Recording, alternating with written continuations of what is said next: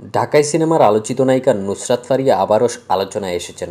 এবার তিনি ঝড় তুলছেন সামাজিক যোগাযোগ মাধ্যমে শেয়ার করা 24 সেকেন্ডের একটি রিলস ভিডিওর মাধ্যমে। এই ভিডিওটিতে তার আবেদনময়ী উপস্থিতি নেটিজেনদের মন কেড়েছে। ভিডিওতে নুসরাত ফারিয়াকে দেখা গেছে সোনালি রঙের ঝলমলে পোশাকে। কার্লি চুল, গভীর চোখের চাউনি, হাতে থাকা গোলাপ যেন তার সৌন্দর্যকে আরও কয়েক গুণ বাড়িয়ে তুলেছে।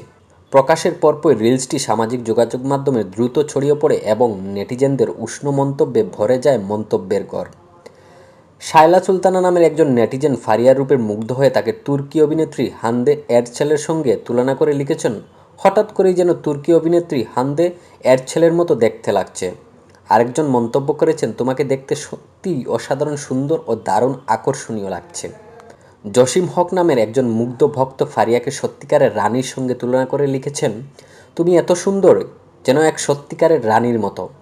আমি তোমাকে সত্যিই খুব পছন্দ করি। কেন পছন্দ করি সেটা জানি না, শুধু জানি তোমাকে দেখলেই মন ভালো হয়ে যায়।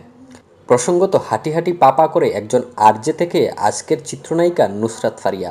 এছাড়াও নামের আগে রয়েছে জনপ্রিয় উপস্থাপক তকমা।